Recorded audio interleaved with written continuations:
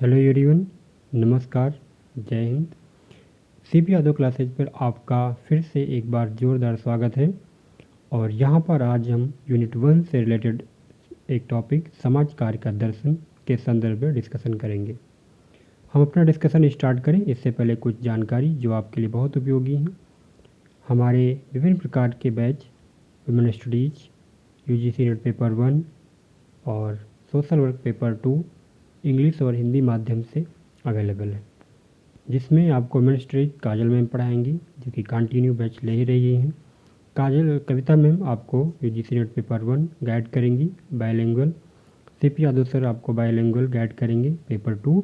और मैं यानी विवेक तिवारी सर आपको हिंदी में समाज कार्य पढ़ाएंगे और अमन सर हिंदी में समाज कार्य पढ़ाएंगे।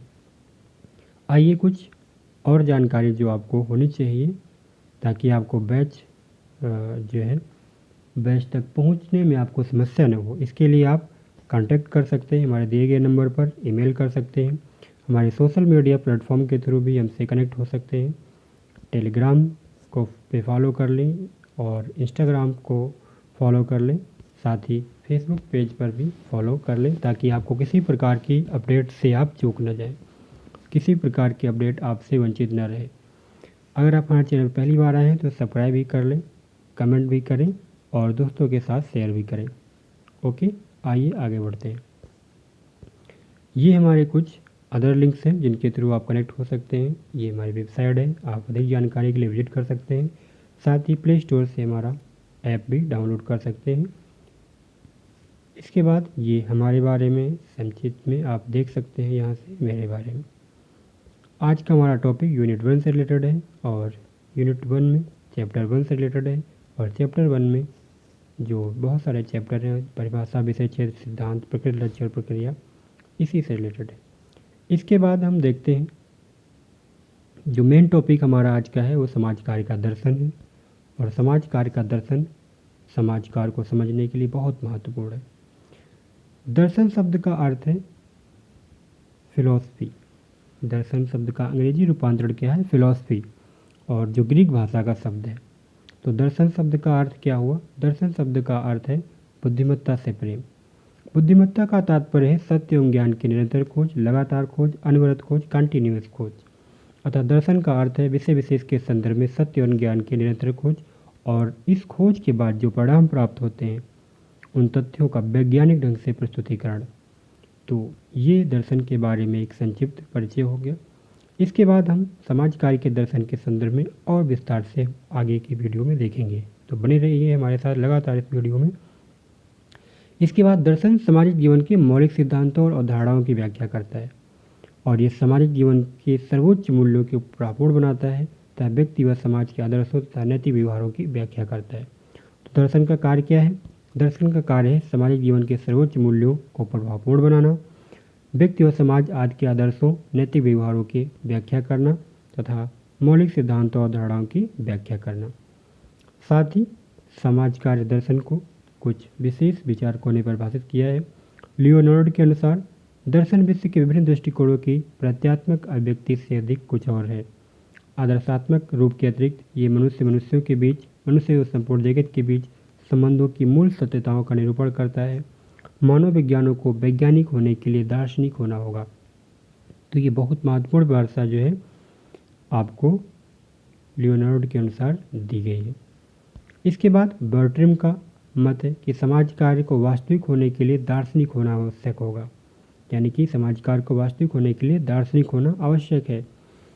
और ये तभी संभव है जब समाज कार्य उन विश्वासों पर आधारित हो जो सुखमय जीवन का मार्ग प्रशस्त करते हैं। इस संदर्भ में हर्बर्ट ने जो है समाज कार्य के दर्शन को 4 क्षेत्रों में विभाजित किया है, और इसी संदर्भ में हम समाज कार्य का दर्शन का वर्णन करते हैं। किस संदर्भ में? कि जो मनुष्य का जीवन है वो सुखमय कैसे हो। तो जब हम समाज कार्य का दर्शन अध्ययन करते हैं तो उसके माध्यम से हम चीज़ों को समझ सकते हैं। यहाँ पर बताया गया है कि हर्बर्ट ने 4 क्षेत्रों में समाज कार्य के दर्शन को बांटा है। व्यक्ति की प्रकृति के संदर्भ में, समूहों, व्यक्तियों एवं व्यक्तियों के परस्पर संबंधों के संदर्भ में, सामाजिक कार्य के प्रणालियों के संदर्भ में, और सामाजिक कोष संयोजनों में सामाजिक परिवर्तन के संदर्भ में। आइए हम आगे देखते हैं महत्वपूर्ण बातें जो इसके अंतर्गत बताई गई हैं। व्यक्ति की प्रकृति के संदर्भ में यहाँ पर बताया गया है कि व्यक्ति अपने अस्तित्व के कारण ही मूल्यवान है। जन्म के समय मनुष्य अनैतिक एवं असामाजिक होता है। मानव आवश्यकताएं व्यक्तिगत एवं सामाजिक दोनों प्रकार की होती हैं। व्यक्ति के प्रारंभिक विकास में पारिवारिक संबंधों का प्राथमिक महत्व होता है। तो ये सभी महत्वपूर्ण पॉइंट आप समझ सकते हैं कि जो परिवार होता है वो व्यक्ति की प्रथम पाठशाला होता है। व्यक्ति की ज़रूरतें सामाजिक भी होती हैं, व्यक्तिगत भी होती हैं। व्यक्ति जब बच्चा बड़ा होता है तो उसे स्कूल की ज़रूरत होती है, तो ये एक सामाजिक ज़रूरत हो गई। ठीक है, कोई बीमार होता है तो उसे अस्पताल की ज़रूरत होती है। तो विभिन्न प्रकार की ज़रूरतें व्यक्तिगत भी होती हैं और सामाजिक भी होती हैं। समाज में हम मित्र बनाते हैं, दोस्त बनाते हैं। विभिन्न प्रकार की सामाजिक ज़रूरतें उनके माध्यम से पूरी होती हैं। विभिन्न प्रकार के दूसरे रिश्ते और विभिन्न प्रकार की संस्थाएं व्यक्तिगत एवं सामाजिक आवश्यकताओं को पूरा करती हैं। जन्म के समय मनुष्य अनैतिक एवं सामाजिक होता है। इस बात को हम समझ सकते हैं कि मनुष्य जब बच्चे का जब जन्म होता है तो निर्वस्त्र होता है। धीरे धीरे उसको सब चीज़ें जैसे जैसे वो बड़ा होता है सीखता जाता है, स्कूल के माध्यम से, परिवार के माध्यम से और समाज के माध्यम से। आगे इसमें बताया गया कि समूहों, व्यक्तियों, समूहों और व्यक्तियों के परस्पर संबंध के संदर्भ में सामाजिक कार्य सबसे अधिक उपयुक्त के जीवित रहने के सिद्धांत को नहीं मानता। यानी कि सर्वाइवल ऑफ द फिटेस्ट की जो थ्योरी है, जो कि डार्विन की थ्योरी है, उसको समाज कार्य नहीं मानता। सदस्यों के कल्याण का मुख्य उत्तरदायित्व समाज पर होता है। जन सहायता की आवश्यकता की अवधारणा पर आधारित होनी चाहिए। जो जन सहायता है वो आवश्यकता की अवधारणा पर आधारित होनी चाहिए, यानी कि जिसकी जितनी नीड है उसको उतनी सहायता मिलनी चाहिए। तो यहाँ पर विभिन्न प्रकार से सरकारें भी इनिशिएटिव लेती हैं, योजनाएं चलाती हैं, कल्याणकारी कार्यक्रम चलाती हैं, जिससे जो है समाज कल्याण के लक्ष्य को प्राप्त किया जा सके, कल्याणकारी राज्य की अवधारणा को सफल बनाया जा सके। समाज कार्य की प्रणालियों एवं कार्यों के संदर्भ में अगर देखें तो मानव व्यवहार के अध्ययन के लिए वैज्ञानिक पद्धति को ही आवश्यक साधन माना जाता है।